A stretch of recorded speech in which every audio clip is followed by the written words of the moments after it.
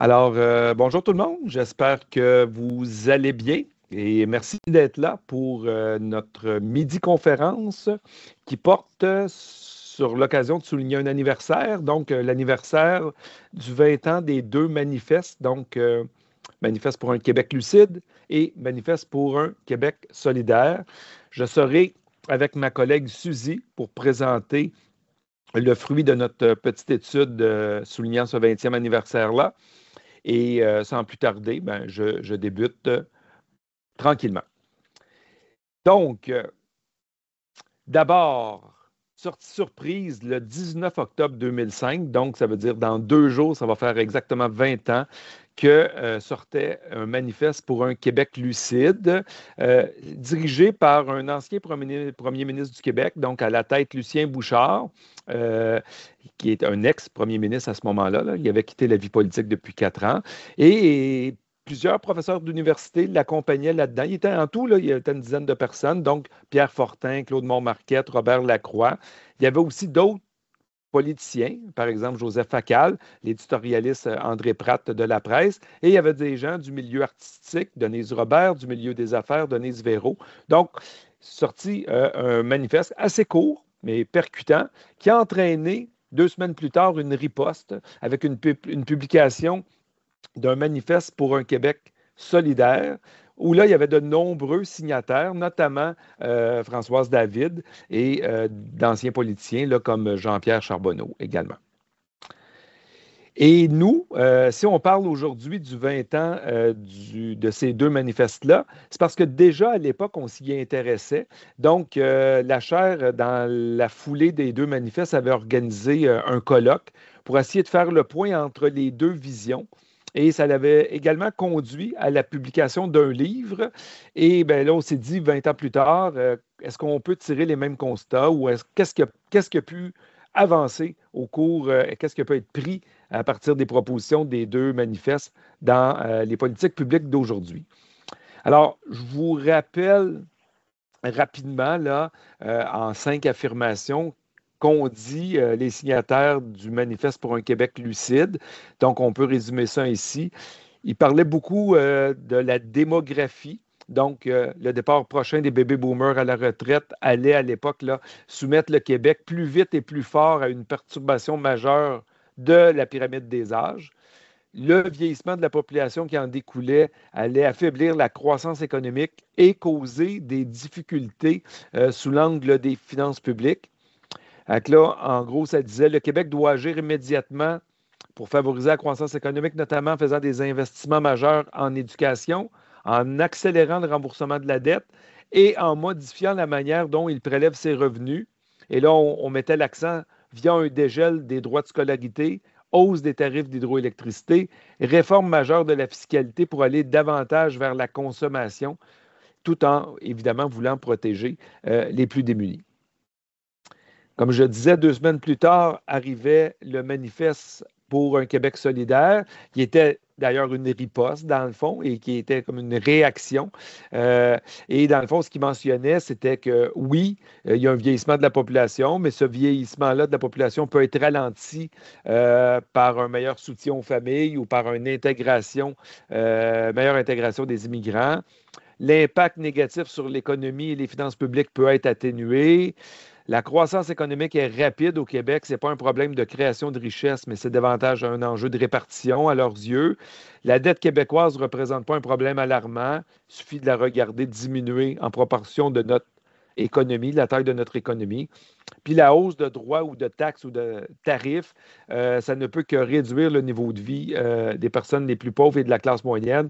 Donc, mieux vaut revoir le système d'imposition pour qu'il soit davantage progressif. Donc, vous voyez des visions assez opposées qu'on a résumées là, en 5 affirmations. Évidemment, si vous voulez relire ces deux manifestes-là, vous pouvez, à la fin de la publication qu'on vient de faire, on a remis en annexe les deux manifestes en version intégrale. Donc, vous allez pouvoir également les relire. J'avance, nous voilà donc 20 ans plus tard. Donc, c'est le moment aujourd'hui de dire ben, où en sommes-nous, comment ont évolué les principales données ou indicateurs qui a pu amener les constats il y a 20 ans aujourd'hui, puis essayer de voir est-ce que c'est possible de comparer les propositions qui étaient faites aux réalisations que les gouvernements ont pu réaliser au fil de ces 2 dernières décennies. Alors, pour y arriver, on a séparé la présentation en 10 thèmes. Donc, on va revenir sur les enjeux de démographie. On va aborder les éléments qui traitaient du marché du travail, l'élément de croissance économique. On va aborder, parce que c'était le cas, là, les questions de vieillissement de la population. On parlait de dépenses de santé, on parlait de dépenses d'éducation, dette, fiscalité, tarification. On va tous traiter ça. On va également aborder pauvreté et inégalité, et même un petit volet autre d'éléments qui ont peut-être été moins abordés à l'époque, qui pourraient l'être davantage aujourd'hui. Alors, sans plus tarder, c'est moi qui ai le plaisir de débuter avec la démographie. Je vous résume, là, voici en quelques mots à peine. Là.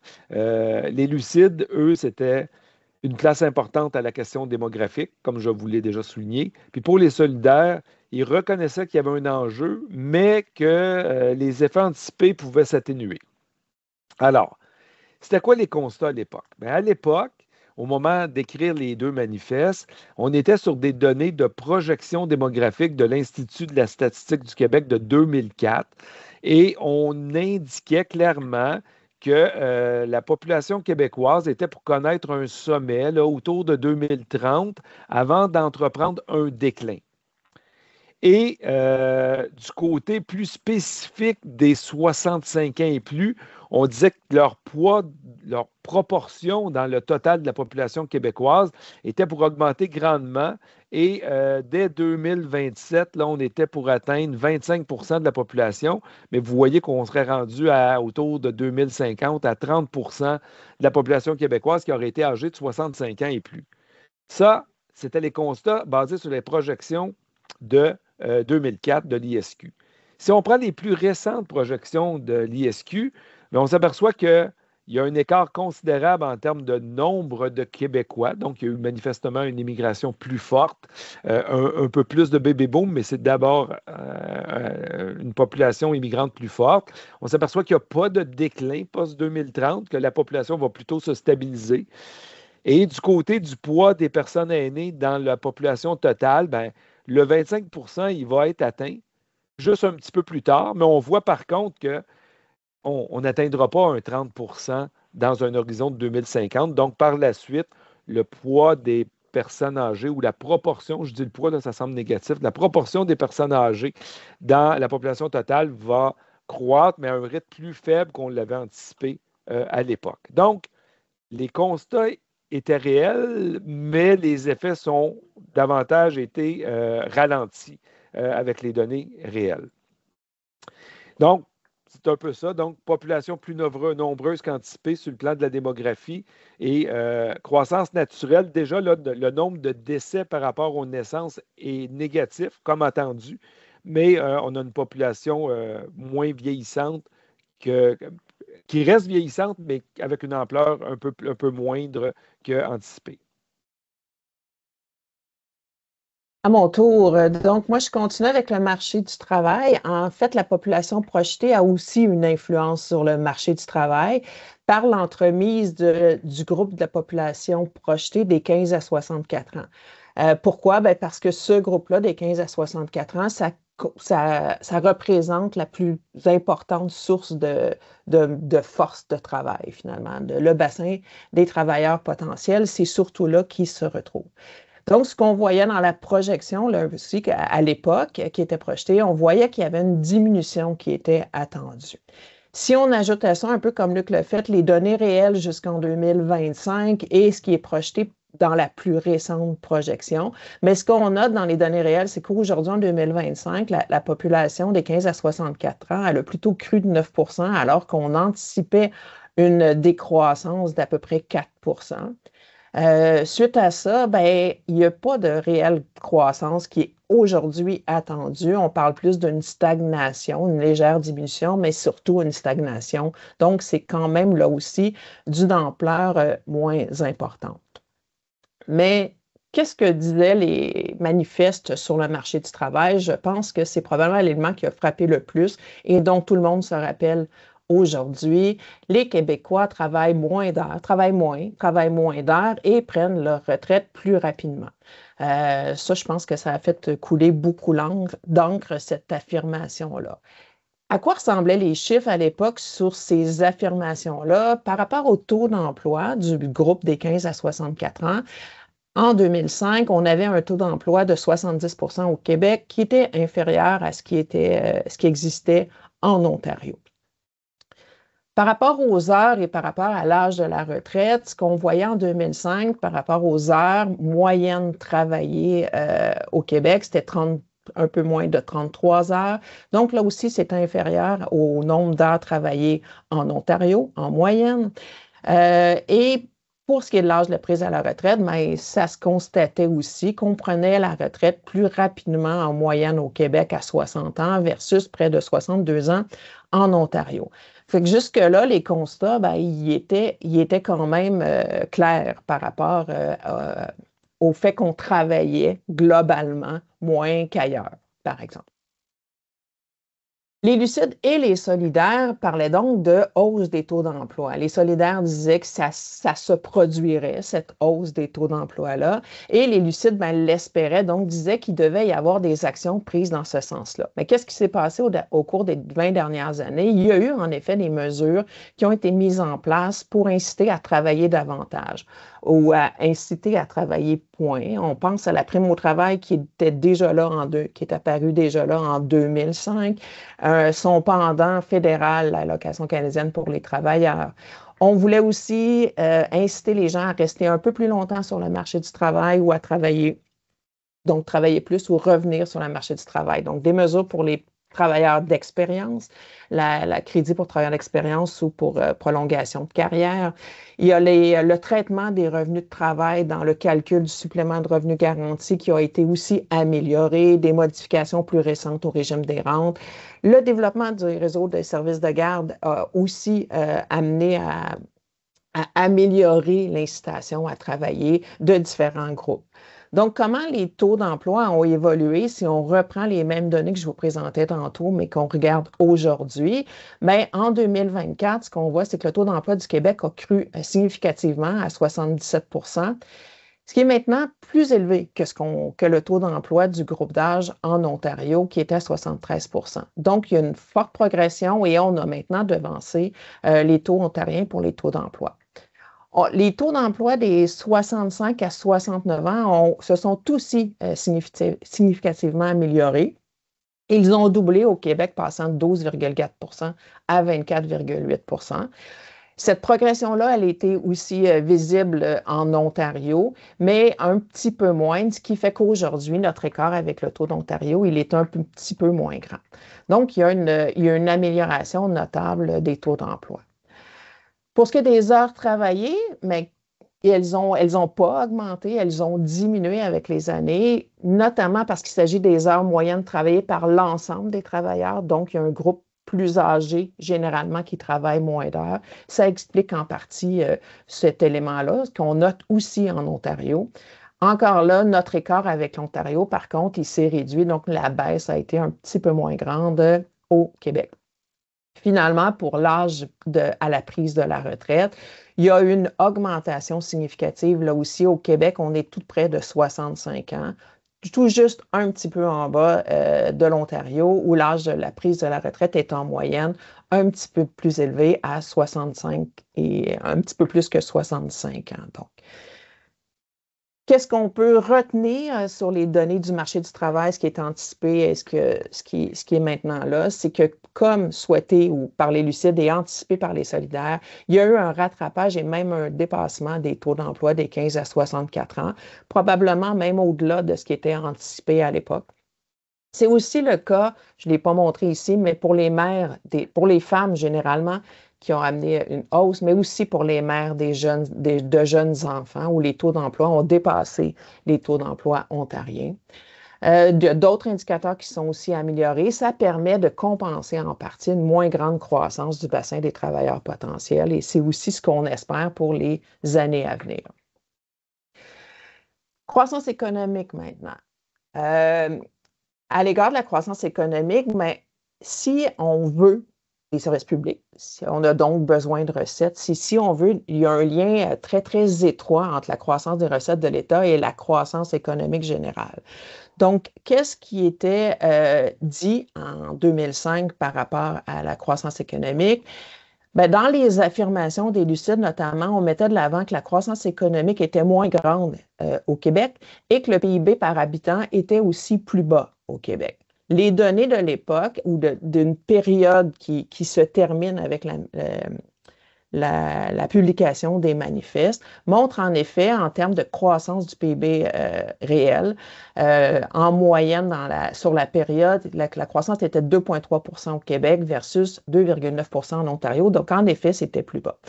Pour ce qui est du PIB par habitant, donc une mesure du niveau de vie, le niveau de vie québécois était inférieur à ce qui était à celui de l'Ontario avec un écart de 17 Fait que là aussi, les données confirment ce qui était indiqué. Donc, on a un PIB qui a cru de 2,3 mais comment ça s'est composé? Il est possible donc de décomposer cette croissance économique-là en 4 variables. Donc, l'évolution de la population qui contribuait à 0,7 de ce 2,3 %-là dans la période précédant les manifestes, les taux d'emploi qui avaient contribué pour 0,6. Donc, ces deux éléments-là ensemble contribuaient pour la moitié de la croissance économique. Et le reste, c'était l'intensité du travail qui était les heures travaillées qui finalement ne contribuaient pas à la croissance économique et la productivité qui contribuait grosso modo pour près de la moitié aussi de la croissance économique. Qu'est-ce qui s'est passé pendant les 20 dernières années? Bien, ici, si je prends juste les 2 premières variables qui ont un lien avec l'emploi, les données réelles 2005-2024 nous montrent que la contribution de la population a été à peu près égale à ce qu'on avait connu dans la période précédente, donc 1,8 du total de la croissance économique. Si on avait eu la population plutôt projetée en 2004, mais c'est 0,2 que ça aurait fait. Donc, le changement, l'évolution différente de la démographie a donc un effet certain sur la croissance économique. Du point de vue des taux d'emploi, la contribution est de 0,3 et si on met les mêmes taux d'emploi mais avec la population de l'époque, ça aurait été un peu moindre. Les autres éléments, leur contribution actuelle dans la période des derniers 20 ans, depuis la publication des manifestes, elle est donc indiquée ici, ce qui nous amène à une croissance annuelle moyenne autour des 20 dernières années de 1,6 donc quand même beaucoup moindre que ce qu'on a connu dans la période précédente. Ça aurait été aussi beaucoup plus faible si on avait une population qui avait évolué de la même façon que les lucides et les solidaires l'anticipaient à l'époque. Donc, on est à 1,6 qui est beaucoup plus faible. Comment ça se compare à nos voisins? Bien, à nos voisins ontariens, dans les dernières 20 ans, on est à un taux de croissance annuel moyen qui est équivalent. Donc, dans les deux cas, il y a un taux de croissance beaucoup plus faible. Pour ce qui est du niveau de vie ou du PIB réel par habitant, ce qu'on constate, c'est qu'on est toujours sous un niveau de vie plus bas que ceux de nos voisins ontariens, mais là aussi, l'écart s'est rétréci. On est maintenant à un écart de 10 Je vous rappelle qu'il était de 17 en 2005. Concernant la croissance économique, à quoi donc, qu'est-ce qu'on peut retenir de ce qui était dit? C'est que, comme projeté en 2005, les effets du vieillissement de la population sur l'emploi atténuent quand même la croissance économique. Il est encore projeté une croissance économique qui va être moins forte due à ces changements démographiques-là. Et dans les deux cas, ce que je n'ai pas dit juste précédemment, c'est que la productivité demeure une des variables clés pour plus de croissance économique. Dans les 20 dernières années, il y a eu des actions qui ont été entreprises à cet égard-là. Il y a un groupe de recherche dirigé par Pierre Fortin qui avait été mis en place en 2007 pour donner des conseils au gouvernement relativement à l'investissement des entreprises. C'était notamment pour travailler pour que justement la productivité au Québec soit plus élevée. Ça reste le nerf de la guerre, la productivité dans la croissance économique. On en entend parler constamment, mais ça reste encore vrai aujourd'hui. Donc, plus de croissance économique, je vous rappelle, et éventuellement plus de recettes de l'État. Il y a un lien aussi que je répète qui est important de faire. La transformation démographique, comme Luc le disait tantôt, ça a aussi un effet sur les dépenses de santé. Les Lucides notaient bien que la hausse des dépenses de santé et de leur poids était due au vieillissement de la population et qu'on connaîtrait une augmentation de ces éléments-là dans les années à venir. Les solidaires, de leur côté, notaient que même si le vieillissement de la population entraînerait des effets dans ce sens-là, ça serait quand même atténué parce que la population serait de plus en plus en santé et donc ça permettrait justement d'atténuer la pression. Il faut quand même se rappeler, ou ce qui est important de noter, puis ça, ce graphique-là qu'on présente quand même régulièrement, nous montre que mathématiquement, plus la population est vieillissante, plus ça coûte cher. Pourquoi? Ici, ce qu'on voit sur ce graphique-là, c'est les coûts les dépenses de santé par habitant en fonction de l'âge. Donc, lorsqu'on est plus jeune, quand la population est plus jeune, donc dans les groupes de 1 an jusqu'à à peu près 19 ans, les coûts annuels de santé sont autour de 2 000 $. Ensuite, on passe à des coûts qui tournent autour de 3 à 4 000 $ jusqu'à à peu près 54 ans. Et comme ça, lorsque l'âge augmente, bien, les coûts annuels moyens vont augmenter. Au-dessus de 80 ans, c'est plus de 20 000 $. Donc, c'est mathématique. Plus le groupe est plus âgé va augmenter en nombre, même s'ils sont plus en santé, il va donc y avoir davantage qui ont un coût plus élevé par année. Donc, mathématiquement, c'est certain que la modification démographique, le vieillissement de la population entraîne des coûts de santé plus élevés. Concernant le poids des dépenses de santé dans l'ensemble du budget de l'État, bien, il était de 39 en 2005. Il a atteint autour de 42 en 24-25, donc aujourd'hui. Et ce que nous, on anticipe dans nos plus récentes projections, c'est qu'il atteindrait autour de 49 dans 20 ans. Donc, ce poids-là va continuer à prendre la place. Au cours des 20 dernières années, la santé, on en a parlé en masse. Donc, ça a fait. Il y a eu notamment un groupe qui a été mis sur pied pour le financement du service de santé qui était dirigé par Claude Castonguay. Monsieur Castonguay mettait de l'avant la nécessité de peut-être mettre, parmi ses recommandations, il y avait notamment la nécessité de mettre en place une franchise santé. Il y a plusieurs d'entre vous vont peut-être s'en rappeler, qui était pour être liée à l'utilisation des dépenses, voyons, de la santé. Ça n'a pas eu lieu. Il y a eu d'autres choses qui ont été essayées, la contribution santé qui a été décriée d'à peu près tout le monde, donc qui a été rapidement retirée. Donc, c'est un peu où on en est pour la santé. Je vais prendre le... Oups, pardon, Suzy. C'est pas grave, c'est pas grave. J'ai quand même dit là, je l'ai dit suffisamment que l'importance grandissante du groupe des aînés va contribuer avec d'autres facteurs à l'accroissement du poids des dépenses de santé. Je vais prendre le relais pour l'éducation. Et donc, en ce qui concerne l'éducation, on peut enfin voir un point de convergence entre les lucides et les solidaires. Alors que les autres points traités jusqu'à maintenant étaient plus en opposition ou en réaction, le point d'éducation, il y avait davantage de convergence. Et là, on regarde un peu avant la publication des manifestes, on regarde la croissance des dépenses d'éducation ou d'enseignement supérieur et on regarde à quel rythme ces dépenses-là ont augmenté durant la période 2001 à 2005 et on les compare à la croissance de l'économie. Et on s'aperçoit que les dépenses de l'éducation augmentaient moins vite que la croissance économique, alors que les dépenses, en tout cas les sommes consacrées par le gouvernement du Québec à l'enseignement supérieur augmentaient plus rapidement que l'économie. Arrivent les manifestes, on regarde la période qui suit la publication des manifestes, et là, on observe que, encore une fois, l'éducation croît moins vite que l'économie, bien que l'écart soit plus proche que la croissance économique, et l'enseignement supérieur reste à une croissance plus rapide. Et là, on arrive avec, tantôt, on va revenir sur la tarification de certaines dépenses, mais on arrive avec, il y a eu la crise étudiante, le printemps érable, le sommet sur l'enseignement supérieur qui a lieu en 2012. Et là, on se retrouve post-sommet sur l'enseignement supérieur, on se retrouve avec des dépenses en éducation qui augmentent à peu près au même rythme que le PIB, un dixième de point plus faible. Et là, des dépenses en enseignement supérieur qui augmentent moins rapidement que la croissance de l'économie durant cette période-là. Et là, on couvre la dernière période qui se ramène jusqu'à nous.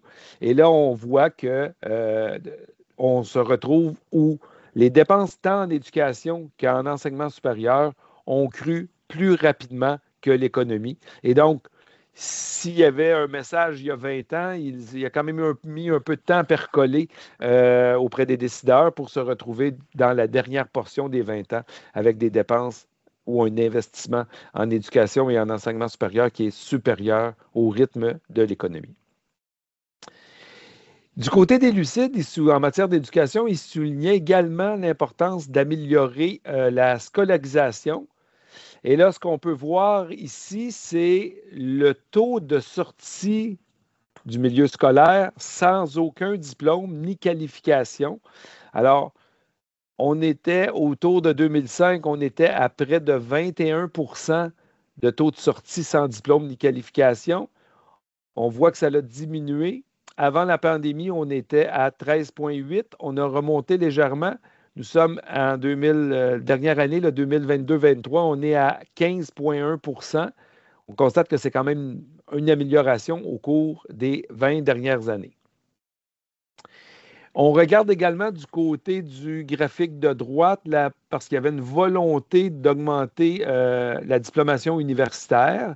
Et on constate que le nombre de diplômés parmi le groupe âgé de 25 à 54 ans, ayant un grade universitaire, c'est amélioré tant au Québec qu'en Ontario.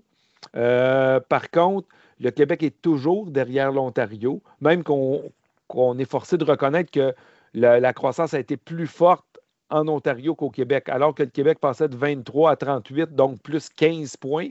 L'Ontario gagnait 20 points au cours de la même période et donc le rattrapage reste encore plus criant que jamais malgré l'amélioration. Donc, on reprend ici un peu les mêmes idées. Donc, un portefeuille d'éducation qui a augmenté plus rapidement dans la période récente que l'économie, alors que le portefeuille d'enseignement supérieur a toujours cru plus rapidement que l'économie, sauf dans la période post-sommet de l'enseignement supérieur. On a des améliorations positives en matière de scolarisation, mais il reste vraiment des efforts à faire du côté de l'éducation universitaire. Je continue avec l'endettement. Le Québec a un endettement qui n'est pas négligeable. Les Lucides notaient à l'époque que la dette publique par habitant était la plus élevée du continent et que son allègement permettrait de laisser des sommes qui, autrement, doivent être consacrées au service de la dette. Les solidaires, de leur côté, notaient, Luc l'a déjà dit tantôt, que la dette n'était pas nécessairement un problème à l'heure actuelle, donc il n'était pas un problème alarmant. À quoi ça ressemble cette dette-là? Bien, si on trace la dette nette du Québec en pourcentage du PIB, donc l'importance qu'elle a dans notre richesse collective, on part ici des données qui sont davantage comparables à partir de 2009-10, donc à 49%. On voit la dette nette qui augmente et depuis ce temps-là, depuis 2012-2013, elle est donc en décroissance. On est donc pas longtemps après les manifestes avec le gouvernement qui met en place la loi sur la réduction de la dette et instituant le Fonds des générations. Donc, ça a été quelque chose qui a été marquant dans les 20 dernières années au sujet de la dette. On décide donc de prendre des sources de recettes et de les mettre dans le Fonds des générations qui doit servir au remboursement de la dette. Est-ce que ça a donné quelque chose? Bien, ici, on trace le même poids de la dette nette, mais la dette nette, si il n'y avait pas eu de fonds des générations, à quoi ça aurait ressemblé? Donc, dans la période en 23-24, par exemple, au lieu d'avoir un poids de 38%, on aurait un poids qui ressemblerait plus à tout près de 44%. Donc, visiblement, il y a eu une amélioration du poids de l'endettement grâce au fonds des générations. Maintenant, ramenons-nous à la dette par habitant qui était mise de l'avant par les Lucides notamment. À quoi elle ressemble? On l'a mis en dollars constants de 2023, la dernière année qu'on présente. On a donc au Québec une dette nette au début de période qui est de 26 600. On termine aujourd'hui ou en 23-24 avec une dette de 24 800. C'est donc une baisse de 6,8 %. S'il n'y avait pas eu de fonds des générations, ben c'est plus une hausse de 5,2 % qu'on aurait noté. Donc là aussi, on voit les bienfaits ou l'avantage d'avoir mis en place le fonds des générations. Comment ça se compare avec ce qui se fait ailleurs? Bien, on regarde avec notre voisine, notre province voisine, l'Ontario. Donc, en Ontario, la dette nette par habitant était beaucoup inférieure en 2009-2010. Elle est aujourd'hui un petit peu plus élevée que celle du Québec. Donc, elle a cru sur la même période de 25,6 %.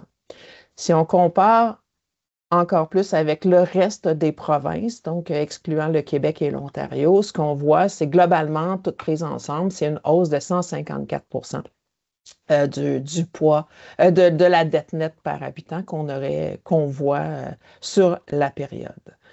Donc, visiblement, ben, il y a eu une amélioration notable de la position relative du Québec concernant. On a une dette nette qui est encore élevée, mais qui a évolué de façon plus positive, je dirais, que dans les autres provinces prises ensemble et que par rapport à l'Ontario.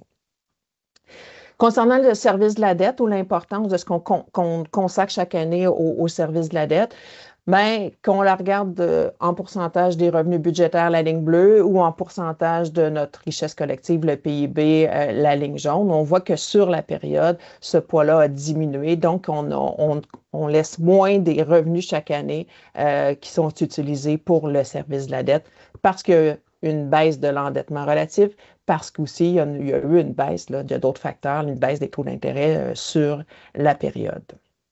Donc, sur l'endettement, on retient quoi? Bien, que comme c'était le cas en 2005, c'est encore vrai que le poids de la dette nette demeure élevé en regard des autres provinces, mais notre positionnement relatif au Québec en pourcentage du PIB ou en dollars par habitant s'est quand même amélioré, notamment grâce au Fonds des générations. Alors, je prends le relais pour parler de la fiscalité. Donc, sous l'angle de la fiscalité, évidemment, on peut comprendre que les Lucides et les Solidaires n'avaient pas la même vision. D'un côté, les Lucides proposaient une réforme majeure de la fiscalité avec une volonté de redosage des impôts pour réduire davantage les impôts sur le revenu et augmenter les impôts, les taxes à la consommation afin d'encourager le travail et l'épargne. Du côté des solidaires, ils ne croyaient pas aux effets négatifs d'une trop haute fiscalité. Ils préconisaient plutôt une amélioration, une augmentation de la progressivité et une augmentation de la fiscalité pour les entreprises. Alors, on va regarder un peu qu'est-ce qui s'est produit depuis une vingtaine d'années. Depuis une vingtaine d'années, d'ailleurs, le poids de la fiscalité au Québec a augmenté. Donc, le poids est plus élevé en 2023 qu'il l'était en 2007, par exemple. Donc, 2,6 points de pourcentage de plus élevé. Et là, on regarde, on peut voir que le fédéral a augmenté le poids de sa fiscalité, passant de 13,1 dans l'ensemble des administrations publiques au Québec à 13,7. Le gouvernement du Québec de 18 à 18,7 aussi. Puis on voit que les municipalités ont diminué un peu et que le régime des rentes du Québec a eu tendance à augmenter par notamment une augmentation de taux, mais aussi une bonification du régime qui a eu lieu là, dans les 5 ou 7 dernières années. Là. Donc, un régime qui offre une meilleure couverture. Maintenant, si on va voir du côté du Québec plus spécifiquement, donc on regarde qu'est-ce qui s'est passé à travers le passage de son poids de 18 à 18,7. Donc, c'est les mêmes données que la diapo précédente en proportion du PIB. Et là, on regarde pour chacune des composantes. Alors, pour chacune des composantes, ce qu'on peut voir, c'est que les impôts à la consommation ont augmenté et que l'impôt sur le revenu a diminué, un peu comme le souhaitaient les Lucides. Faut comprendre que durant cette période-là, il y a eu le gouvernement fédéral qui a réduit sa TPS de 2 points est arrivée la crise financière et le gouvernement du Québec a repris ces 2 points de TPS-là pour les convertir en 2 points de TVQ. Donc, les taxes à la consommation s'expliquent dans cette hausse-là.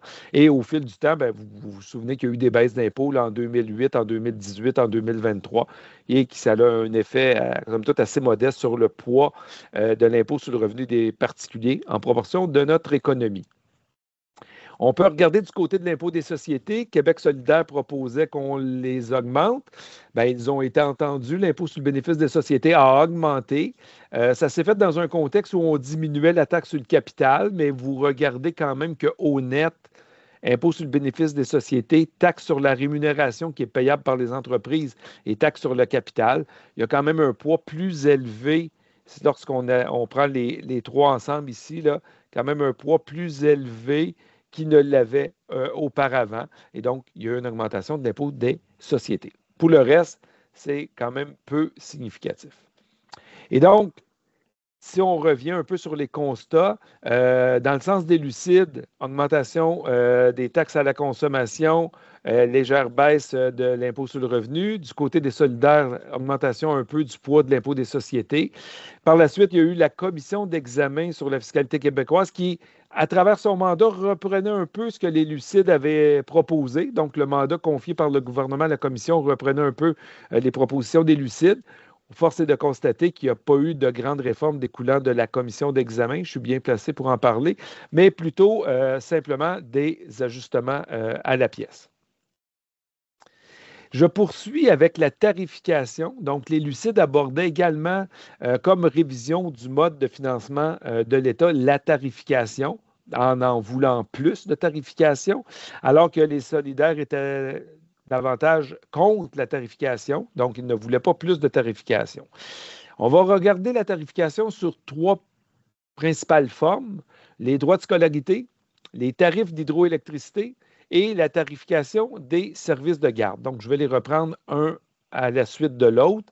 Si on commence par les droits de scolarité, les lucides proposaient simplement l'abandon du gel des droits de scolarité et donc d'augmenter les droits de scolarité et de manière concomitante, qu'on bonifie le régime de remboursement des prêts étudiants. Du côté des solidaires, ils militaient plutôt pour la gratuité. Donc, il ne pouvait pas être plus aux antipodes que ça en matière de droits de scolarité. Ce qui s'est passé, ben, on se souvient quand même tous, là, on le voit un petit pointillé, mais on se souvient quand même que de 1968 jusqu'à 1989, donc une longue période, les droits de scolarité ont été gelés. Ils ont été aussi gelés de 1994 à 2006. Donc, on rappelle, les 20 ans, c'est en 2005, les deux manifestes. Suite à ça, le gouvernement a sauté sur l'occasion ou peut-être avait déjà dans ses cartons et s'est servi de l'appel des lucides pour augmenter les droits de scolarité. Donc, en 2007, ça a été annoncé que les droits de scolarité augmenteraient de 50 $ par session pendant 5 ans. C'était l'élément de l'annonce du gouvernement en 2007, 50 $ par session pendant 5 ans. Et là, bien, arrivé 2012, le même gouvernement a voulu aller plus vite et là a proposé des augmentations plus substantielles des droits de scolarité.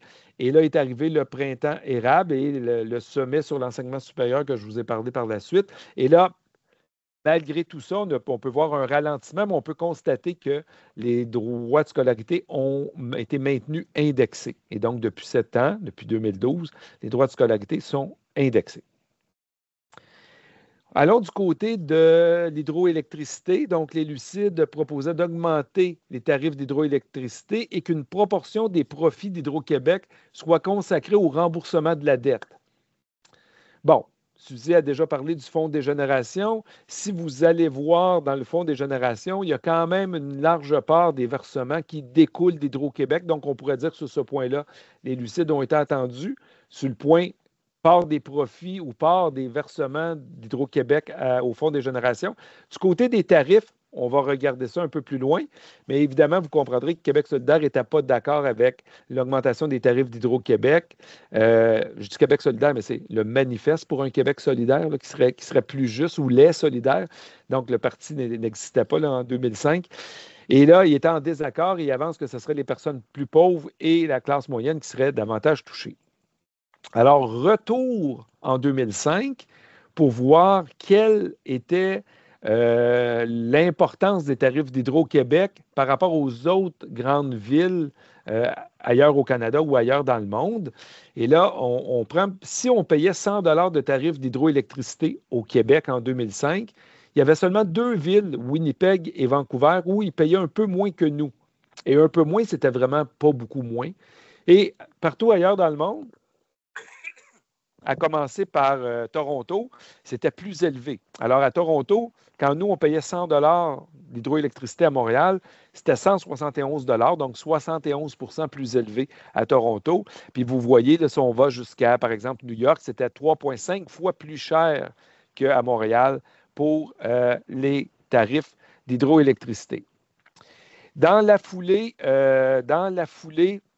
du manifeste des Lucides, le gouvernement du Québec en 2010, a annoncé que le bloc patrimonial serait haussé de 1 sou sur 4 ans entre 2014 et 2018 et que ça serait versé au Fonds des générations.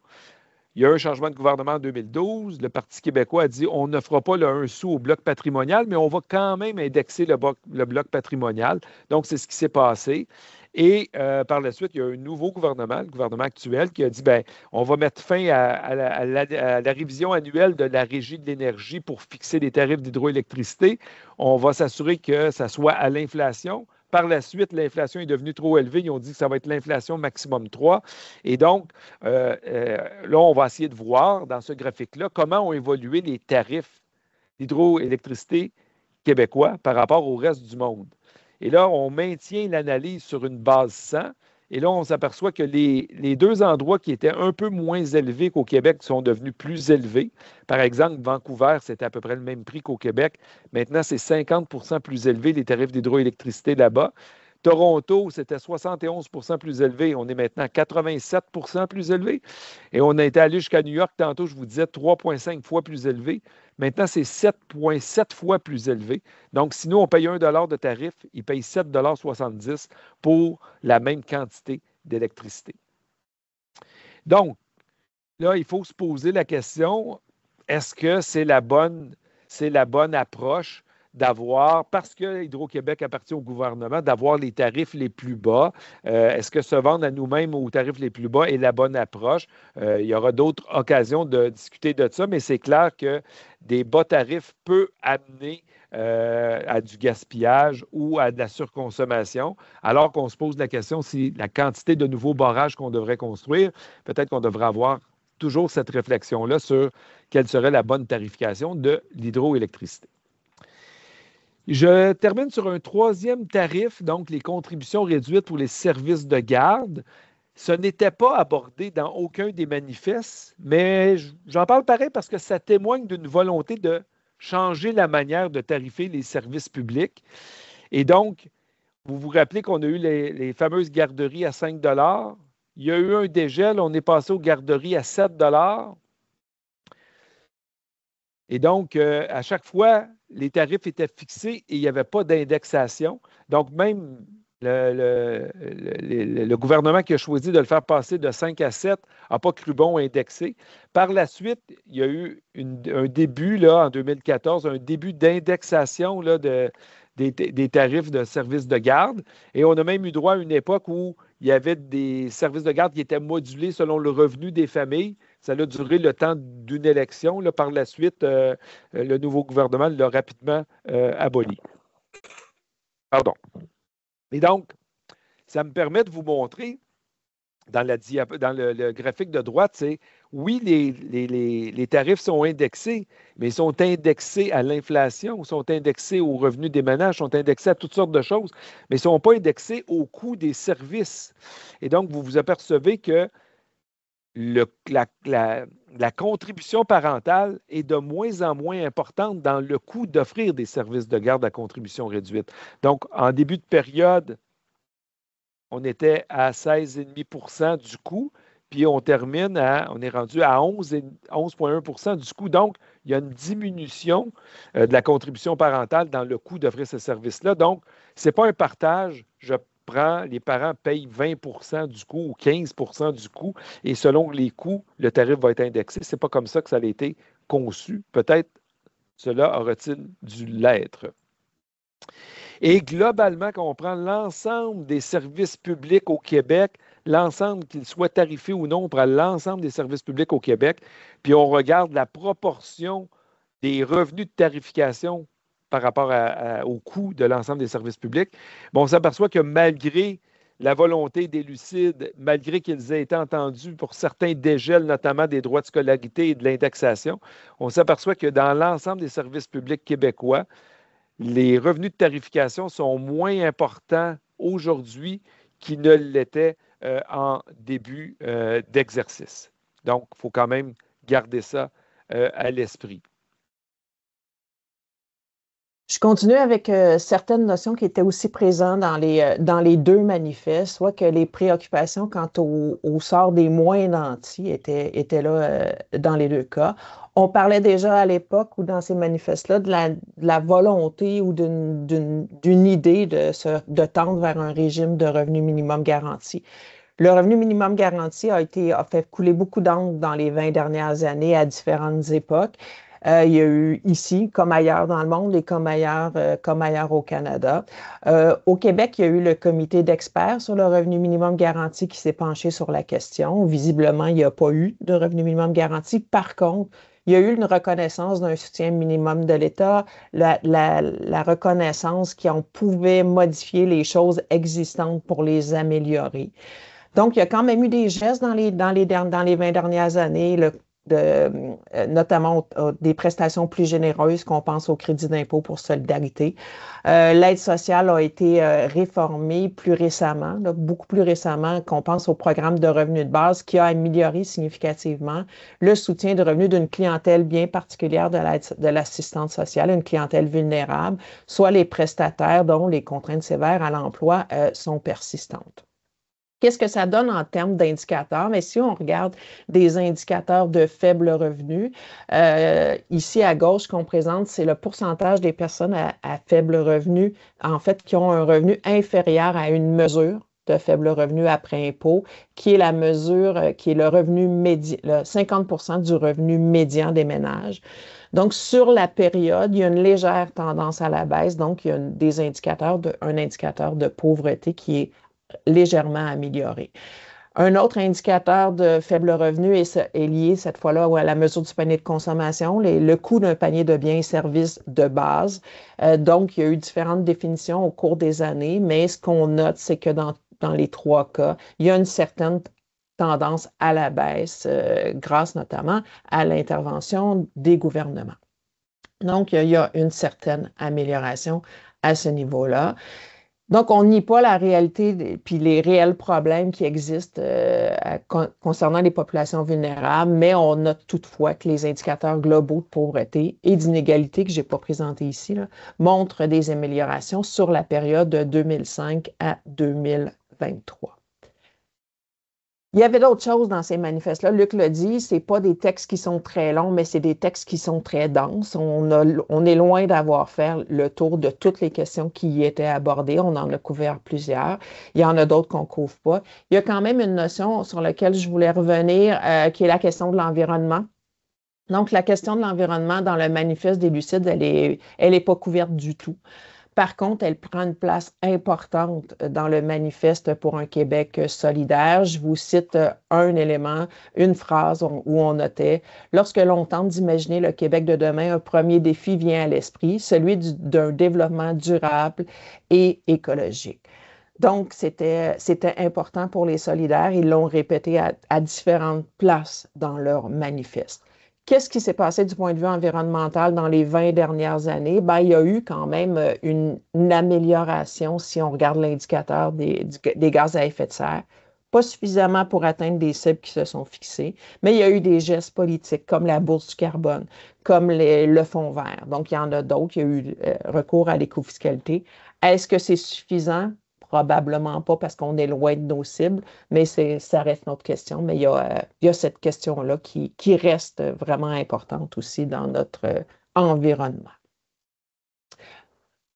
Luc, je te laisse continuer. Juste une petite chose. Il nous reste un peu de temps, donc je vais ouvrir le bloc de conversation pour les gens qui souhaitent poser quelques questions. Il devrait nous rester quelques minutes donc pour les questions. En effet, je devrais être assez bref pour Nous voilà, dans le fond, rendus presque à la fin. Et qu'est-ce qu'on retient, dans le fond? Tu sais? Ben, le premier côté du manifeste pour un Québec solidaire, c'est la naissance d'un parti politique qui a pris la forme, qui s'appelait Québec solidaire, qui s'appelle Québec solidaire, qui a été la fusion de quelques partis. Donc, c'est sûr que nous, ce n'est pas notre spécialité de faire de l'analyse politique.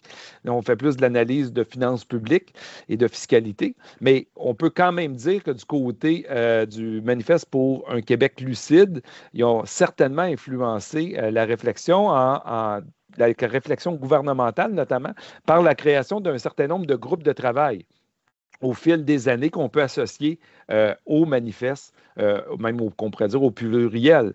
Mais rapidement, après le dépôt des deux manifestes, il y a eu un groupe de travail sur la tarification des services publics en 2007, chapeauté où il y avait Claude Montmarquette, qui était un des signataires des Lucides, groupe de travail sur l'investissement dont Suzy a parlé tantôt, chapeauté par Pierre Fortin, qui était un autre signataire des Lucides, groupe de travail sur le financement du système de santé avec Claude Castonguay, pardon, comité consultatif sur l'économie et les finances publiques après la crise financière, comité d'examen sur la fiscalité québécoise un peu plus tardivement en 2014, mais puis comité d'examen sur le revenu minimum garanti en 2016. On peut tous penser que ces comités-là ont vu un peu leur souffle arriver avec la publication des manifestes. Un dernier point peut-être, comme cet anniversaire là, nous a permis, dans le fond, de prendre un temps d'arrêt pour voir comment les principaux indicateurs ont évolué. On en a défilé beaucoup, là, Suzy et moi, au cours des dernières 40-45 minutes. Là. Mais si on revient sur la démographie, ben, force est de constater qu'il y a eu une évolution de la population qui est quand même assez différente de celle projetée en 2005. Donc, tout cela, tout le vieillissement reste vrai, mais avec une amplitude un peu moindre du côté notamment de la proportion des 65 ans et plus, les enjeux sur le marché du travail, donc les taux d'emploi, Suzy l'a montré, mais les taux d'emploi se sont quand même significativement améliorés. Je rappelle qu'en 2005, les taux d'emploi des 15-64 ans au Québec étaient plus faibles qu'en Ontario. Aujourd'hui, les taux d'emploi des 15-64 ans se sont améliorés de 7 points. Ils sont maintenant plus forts qu'en Ontario, pendant que les taux d'emploi en Ontario n'ont pas bougé pour les 15-64 ans. Il s'est passé quelque chose de similaire du côté de la prise de retraite, donc un âge beaucoup plus tôt au Québec qu'en Ontario. L'écart s'est rapetissé au fil des dernières années et on est presque à la parité de l'âge de retraite. Donc, il y a toutes sortes d'éléments comme ça qui ont dû être considérés. Miser davantage sur la productivité pour la croissance économique, on en parle depuis des décennies, mais n'ayez crainte qu'on en parlera dans les prochaines décennies parce qu'avec un marché, avec une démographie qui évolue peu, une population qui vieillit, les promoteurs de la croissance économique doivent tabler sur une productivité accrue, donc un investissement dans les savoir-faire. On a parlé de dépenses de santé, de dépenses d'éducation. Du côté des dépenses de santé, ils vont continuer d'occuper une place plus grande dans le budget québécois. Il n'y a pas de doute là-dessus. Du côté de l'éducation, on ne parle pas tant des dépenses, mais on peut parler des résultats. Donc, les résultats se sont améliorés. Il reste encore un coup de roue à donner pour vraiment cibler les dépenses pour améliorer la gradation, là, les grades universitaires, là, les diplômés universitaires. Du côté de l'endettement, ben, on a une bonne nouvelle, dans le fond. Les Lucides poussaient pour le remboursement de la dette. Il y a un fonds des générations qui a été créé. Mais quand on compare notre dette nette par habitant en dollars constants, force est de constater que notre regard comparatif avec l'Ontario s'est fortement amélioré. Donc, sous la période, notre dette nette par habitant a diminué. Elle a augmenté en Ontario. Donc, par habitant, nous sommes maintenant moins endettés que les Ontariens. Donc, ça vaut la peine de le souligner. Puis, si on parle de la fiscalité, ben, il n'y a pas eu de grandes réformes. Les redosages ont été légers parce qu'ils découlaient de l'opportunité du gouvernement du Québec de récupérer des points de TPS. En matière de tarification, ben, on a beaucoup jasé d'augmenter la tarification, mais force est de constater que dans le poids de nos dépenses publiques, la tarification comme source de financement est plus faible aujourd'hui qu'elle ne l'était à l'époque, donc il n'y a pas eu de révolution de ce côté-là. Du côté des faibles revenus, des indicateurs de faibles revenus, Suzy le dit, elle a mis tous les gants blancs pour dire on ne veut pas porter de jugement ou rien, mais les indicateurs se seraient légèrement améliorés au cours de la période. Ça ne veut pas dire qu'il n'y a pas des situations où il n'y a pas des éléments où le gouvernement devrait faire mieux. Donc, c'est un peu les éléments qu'on voulait soulever. Évidemment, des défis qui n'avaient pas été abordés à l'époque ou du côté des Lucides, mais qui ont pris de l'ampleur par la suite, restent un enjeu dans un contexte géopolitique mondial là, qui doit occuper une place laisser une place à l'environnement de plus en plus importante. Bon, c'est un peu les grands messages qu'il y avait dans notre prétexte pour faire une mise à jour des indicateurs 20 ans après la publication des Lucides. J'espère que ça vous a plu ou un peu éclairé. Et donc, il nous reste quelques minutes. Si Suzy, tu as la force Oui, de nous amener à la période de questions. tout à fait. Ben, il y a déjà des questions, fait que les gens en ont mis quelques-unes. J'y vais d'emblée avec la première qui est pas facile. Je ne sais pas, je pense que. Serait-il encore possible de revoir des manifestes sur les finances publiques aujourd'hui, donc avec un bon impact sur le choix des gestionnaires politiques qui vont suivre ou des choix de politique qui vont suivre? Suzy, Je pense que la réponse des gens est aussi bonne que la nôtre à cet égard-là. je ne sais pas si tu es la seule. Tu as gelé 12 secondes. Moi, je n'ai pas Ah, entendu la fin de ta phrase. bon. Est-ce que ça serait encore possible de voir des manifestes aujourd'hui sur les finances publiques qui auraient des impacts sur le choix des politiques qui vont suivre ensuite? Ce que je C'est ça, disais, c'est nous. probablement que les réponses de monsieur qui pose la question ou de madame qui pose la question seraient aussi bonnes que les nôtres là, à cet égard-là. Ben, on peut présumer que oui, mais effectivement, nous, on ne fait pas de sciences politiques, on n'est pas politicologue, donc c'est dur de s'avancer fortement sur ce point-là. C'est bon. Une question plus technique un peu. Est-ce que l'augmentation récente des dépenses en éducation tient compte de la réduction de la taxe scolaire? Ben, la taxe scolaire est passée dans nos. On a montré des gros tableaux, là, puis on a dit le poids de la fiscalité avait augmenté. Mais dans le poids de la fiscalité qui a augmenté, ça tient quand même compte que du côté du monde municipal, là, quand on appelle local, ça Mhm. tient compte des commissions scolaires en tout cas, qu'on appelait avant les commissions scolaires. Là, Les ça, centres ça de trahit services mon âge. scolaires.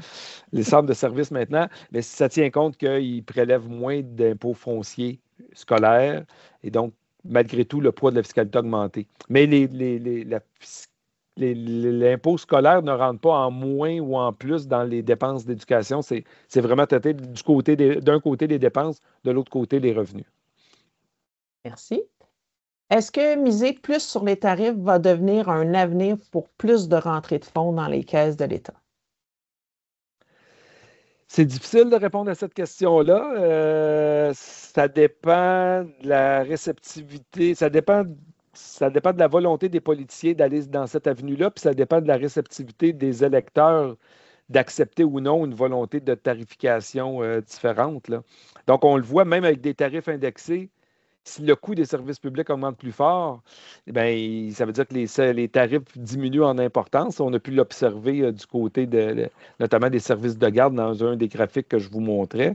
Mais des gouvernements qui ne veulent pas augmenter, des partis politiques qui ne veulent pas augmenter les impôts, qui se font élire avec des promesses de baisser les impôts dans un contexte de pression sur les services publics, le tarif peut apparaître comme une option, mais encore une fois, on déborde de la finance publique, puis on arrive dans le secteur du secteur des politicologues et je ne pense pas que c'est plus populaire les tarifs que les impôts. Oui, je pense que tu as bien raison. Ça dépend c'est ça, de ce qui se fera d'un point de vue politique à cet égard-là et de l'acceptabilité sociale qui en découlerait, comment s'expliquer.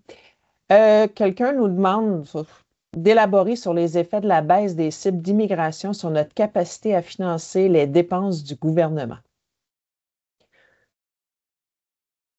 Moi, je peux J'avoue pas. on peut difficilement, on n'est pas du tout des spécialistes à cet égard-là. Est-ce que les sites d'immigration vont faire en sorte qu'il y a des effets populationnels? Là, si on entre dans d'autres choses et sur la capacité de financer les dépenses. Je pense qu'on n'ira pas. On n'a pas vraiment de Je pense qu'on réponse ou de n'a pas commentaires. les connaissances fines pour rentrer, pour aller là-dedans. Ce qu'on a vu, c'est qu'il y a Ouais. eu de l'immigration beaucoup plus forte et ça vient avec des défis de certaines dépenses aussi. Mais c'est fait que je pense pas qu'on puisse aller plus loin sur ça. Une dernière question. Quelqu'un nous demandait de parler davantage d'inégalités, notamment celle de patrimoine. Je vous dirais que dans notre publication, on parle un peu d'inégalité de revenus. On a regardé des indicateurs connus et reconnus d'inégalité de revenus. On n'a pas abordé comme tel les inégalités de patrimoine à travers la présentation. Je sais que il y a des éléments différents à cet égard-là. Je vous référerai probablement aux publications de l'Observatoire québécois des inégalités si ça vous intéresse. Eux ont plusieurs publications à cet égard-là aussi. Sur ce, on est rendu 13 heures. Donc, encore une fois, je vais dire, comme Luc, je vais vous remercier de votre nombreuse participation à notre présentation. On était contents de faire ce document-là. Nous, ça nous a rappelé, c'est très agréable quand même de prendre un arrêt pour regarder une évolution. Cette évolution-là, ça a été intéressant. Ça n'empêche pas qu'il reste de nombreux défis en finances publiques et autres. Luc, un petit dernier mot? C'est tout. Merci. Merci d'avoir été là. On se dit à bientôt. Donc, Oui, des publications de la chaire qui vont continuer. Il oui, y en a déjà une la semaine prochaine sur les services de garde. Donc, on vous souhaite à l'avance bonne lecture. Merci. oui. Merci à vous. Au revoir.